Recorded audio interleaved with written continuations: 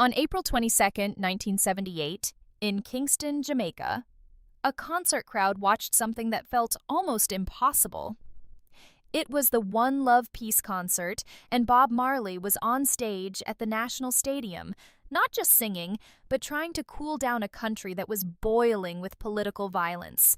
In the middle of that night, he brought two rival political leaders together, Michael Manley and Edward Seaga, and he held their hands up in the air. It was one of those moments where music stops being just entertainment and turns into a public act of courage. And what makes it even heavier is that less than 2 years earlier, on December 3, 1976, Bob Marley had survived an assassination attempt at his home in Kingston just days before he was supposed to perform at the Smile Jamaica concert. So when you picture him standing under those bright stadium lights in 1978, you are not just seeing a singer. You are seeing someone who knew the cost of speaking loudly and still chose to speak. As you listen today, I want you to relax into the story because your English can improve in a really natural way when your brain is emotionally involved. And if you like learning English like this, please subscribe, like, and leave a comment about what you think of Bob Marley, or if you have ever had a moment where you felt scared but still showed up anyway. Bob Marley's story starts far from stadium lights. He was born on February 6, 1945, in 9 Mile, a small rural community in St. Ann Parish, Jamaica. His full name was Robert Nesta Marley. His mother was Cedella Booker, and his father was Norval Marley. Bob's early life had a lot of contrast in it, because on one hand, you have the quiet countryside, and on the other hand, you have the complicated identity he carried as a mixed-race child in a place where people noticed everything. When you are young and you feel different, it can either make you shrink, or it can make you curious and strong. In Bob's case, it shaped the way he listened to people, the way he watched the world, and later, the way he wrote songs that felt personal, but also universal. As a teenager, he moved to Kingston, and this is where the sound of his life really begins. Kingston in the late 1950s and early 1960s was full of energy, but also full of struggle. Bob lived in Trenchtown, a neighborhood that became legendary in reggae history. This is where he met people who would change his life, including Neville Bunny Wailer Livingston and Peter Tosh. By 1963, they were forming the group that would become known as the Wailers. And I always think this part matters for language learners too, because it shows something simple but powerful. Your environment affects your vocabulary, your rhythm, your confidence. Trenchtown was hard, but it was also creative. When you hear the word hustle, this is a good place to feel it.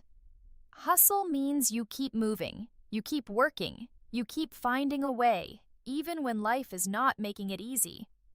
In the early days, the Wailers worked with the producer Coxsone Dodd at Studio One, one of the most important recording studios in Jamaican music history. In 1964, they had a major local hit with Simmer Down. The success was real, but it was also local, and it came with the normal pressure of being young and trying to survive in music. Bob was still basically a kid, learning how to write, how to lead, how to hear criticism without breaking. And that is a life skill, honestly. If you are trying to speak English and you get corrected, it can sting. But growth often comes from staying open, staying patient, and letting yourself be a beginner. In 1966, Bob Marley married Rita Anderson, who became Rita Marley. That same year, he spent time in the United States, in Delaware. He was not living some celebrity life there. He worked regular jobs and saw a different side of the world. This is important because it shows you something about his ambition. He was willing to do what he had to do to keep going. There is an everyday expression in English that fits here perfectly. You do what you gotta do.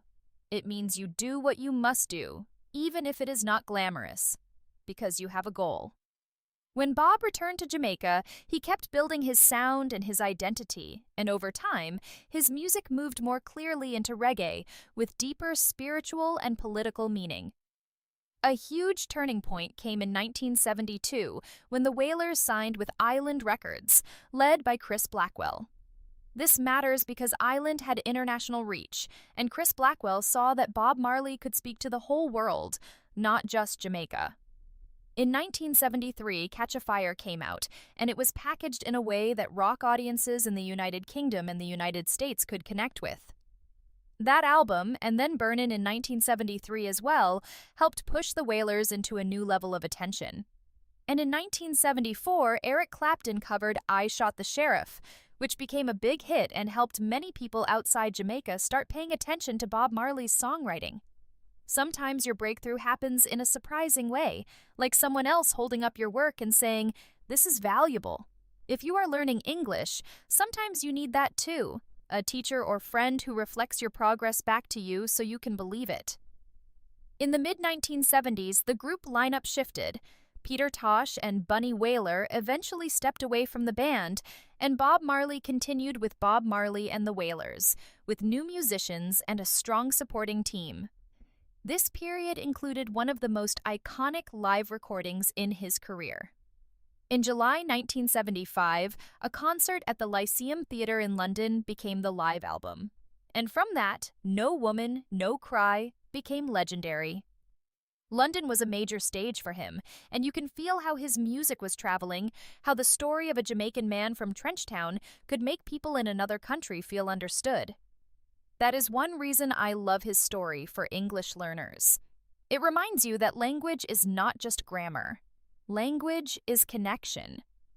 By 1976, Bob Marley's influence was growing fast. His album Rastaman Vibration, released in 1976, reached the top 10 on the U.S. Billboard album chart. That is a measurable moment, a hard fact, and it shows how big this was becoming. But fame also brings danger, and Jamaica at that time was facing serious political conflict. Bob was not just a musician. People saw him as a symbol, and symbols become targets. On December 3, 1976, gunmen attacked him at his home on Hope Road in Kingston. Bob Marley was shot, and so was Rita. Other people around him were also hurt. And still, on December 5, 1976, he performed at the Smile Jamaica concert. 2 days after being shot, he went on stage. When people say he had courage, this is what they mean. There is an English expression that fits here. He showed up. Showed up means he came, he did the thing, he did not disappear, even though it would have been understandable. And when you are building confidence in English, showing up is everything. You do not need perfect English. You need consistency. After that attack, Bob left Jamaica for a while and spent time in London. That time in exile became creatively powerful. In 1977, he released Exodus, recorded in London, and that album became one of the defining albums of his life. It included songs like Jamming and One Love and Three Little Birds. Years later, in 1999, Time magazine named Exodus the album of the century. That is a huge recognition, and it speaks to the lasting impact of those songs. But 1977 was also the year he was diagnosed with melanoma, a type of skin cancer which reportedly began under a toenail. It is hard to hold both truths at the same time, that his art was reaching higher levels while his health was quietly becoming more fragile. Life can be like that. Sometimes your outside success is growing while your private struggle is growing too. And for a lot of people, that is where faith and discipline stop being ideas and start being survival tools.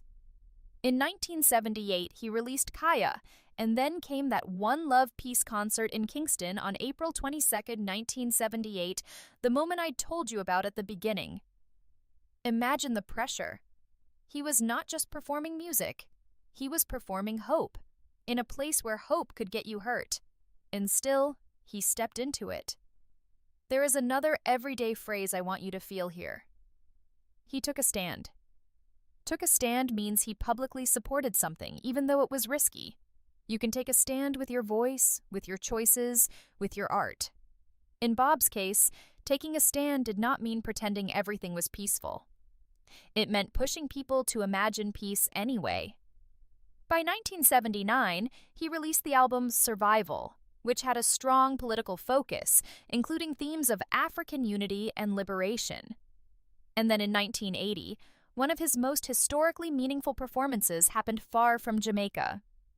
Zimbabwe became officially independent in April 1980, and Bob Marley performed at the independence celebrations in Harare. This is such a powerful detail because it shows how his music traveled into the story of a nation. When you think about the word legacy, this is it. Legacy is what you leave behind that still matters after the moment is gone. In 1980, he released Uprising, his final studio album released during his lifetime. The tour connected to that album became physically difficult because his health was getting worse. In September 1980, he collapsed while jogging in New York City's Central Park. And on September 23, 1980, he played his last concert in Pittsburgh, Pennsylvania, at the Stanley Theater.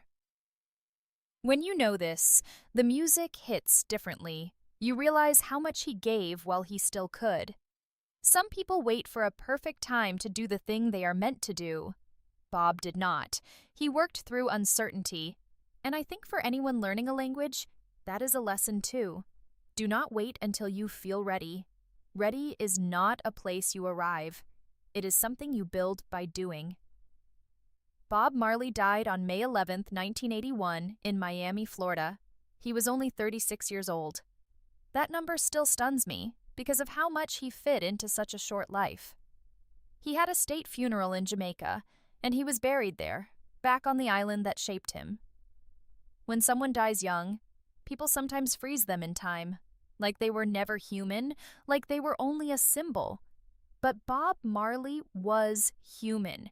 He had ambition, pain, love, mistakes, discipline, and purpose. And that is part of why his story lasts. It feels real. After his death, his music became even bigger globally.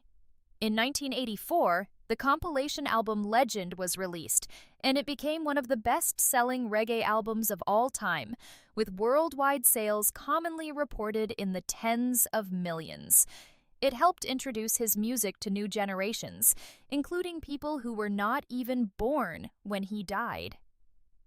In 1994, Bob Marley was inducted into the Rock and Roll Hall of Fame, and in 2001, he received the Grammy Lifetime Achievement Award. These are official, named milestones that show his impact was not a trend. It was history. Now, I want to slow down and let you feel why his biography is so helpful for English listening practice. When you listen to a life story, you naturally hear the same words in different moments, and your brain starts to own them. Words like courage, pressure, stage, record, tour, exile, identity, and legacy. You hear them, you feel them, and then you remember them. That is how natural learning happens. And with Bob Marley, the vocabulary is not only about music. It is about life. It is about what happens when a person chooses to turn pain into something that helps other people breathe. Let me bring you back to that moment in 1976, because it is one of the clearest examples of how Bob Marley lived. After the attack on December 3rd, he could have disappeared, and honestly, most of us would understand. But he performed on December 5th anyway. That decision became part of his myth, but I do not want you to think of it like a myth. Think of it like a choice. Think of the fear, and then think of the decision to walk toward the fear instead of away from it. In everyday English, we sometimes say he pushed through. Pushed through means you continue even when it is hard, even when you are tired, even when you are scared. You just keep going. When you are practicing English, that is also your job. You push through the awkward moments, you push through the pronunciation mistakes, you push through the days when you feel slow. That is how fluency is built, not in one magical moment, but in 1,000 normal moments, where you do not quit. Another signature moment that fans recognize is the way Exodus changed the scale of his career in 1977. That album was not just popular, it was influential across genres and across countries, And remember, it was created during a period when he was living outside Jamaica, in London, after violence pushed him away. It is a perfect example of how a hard season can produce strong work. Not because pain is good, but because purpose can be stronger than pain. When people say he poured his heart into it, that is what they mean. Poured his heart into it means he gave everything emotionally and creatively. And then, of course, there is that 1978 peace concert moment again, the image of him using his body and presence to say, "We can do something different." Even if the piece did not instantly fix everything, the gesture mattered. It gave people a picture to hold on to. Sometimes that is what leaders do. They give you a picture of who you could be. Another signature moment is Zimbabwe in April 1980. You do not perform at an independence celebration unless your music means something beyond charts. That event connects his name to a real historical turning point, in a named place, on a known date. When you learn English, I want you to notice how your brain remembers language better when it attaches to a concrete detail. Harare, April 1980. Independence. These details are like hooks in your memory. And then there is the last concert in Pittsburgh on September 23, 1980. If you ever listen to live recordings or look at the set lists from that period, you can feel the intensity of a man who understands time is not unlimited. It is not just sadness, it is focus. It is that feeling of, I have something to say, and I am going to say it while I can. Sometimes people talk about Bob Marley like he was only a chill vibe, only a relaxed voice, only a comforting sound. But his life was not always relaxed. His music can feel peaceful, but it came from struggle, and it carried a message that asked people to wake up. That combination is rare, and it is part of why his songs still live in so many places, from small rooms where someone is trying to feel okay, to big festivals where thousands of people sing together. His voice became a kind of home for people who needed one. If you are listening to this while driving, or walking, or cooking, I want you to take a second and ask yourself a simple question. What is your hope road moment?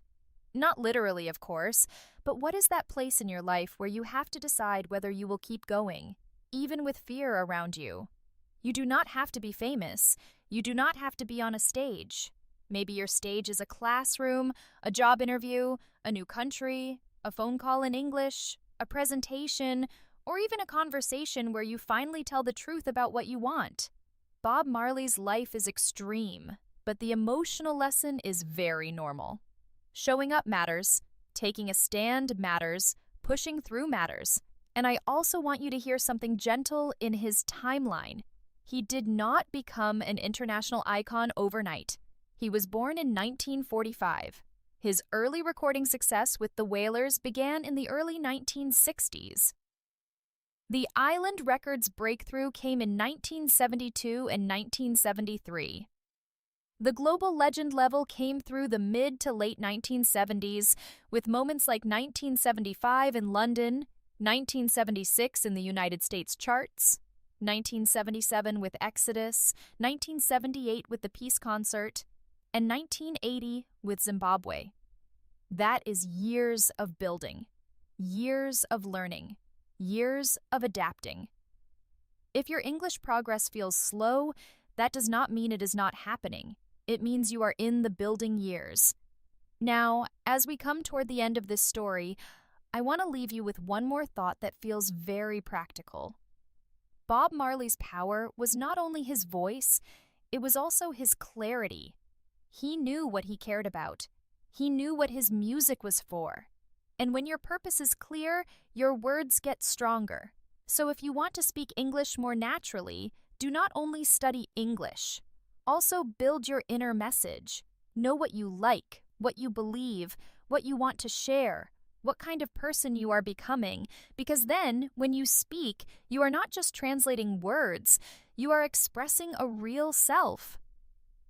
Bob Marley died in 1981, but his music is still working. It is still teaching people about rhythm, about emotion, about identity, about dignity, and in a quiet way, if you keep listening in English, it can teach you too, not through boring rules, but through story, repetition, and feeling.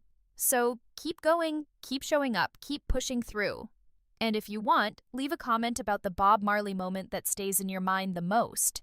The 1976 concert after the attack, the 1977 Exodus era in London, the 1978 peace concert in Kingston, the 1980 Zimbabwe performance, or even the simple fact that a man born in 9 Mile in 1945 could leave a legacy that still reaches you right now, wherever you are in the world.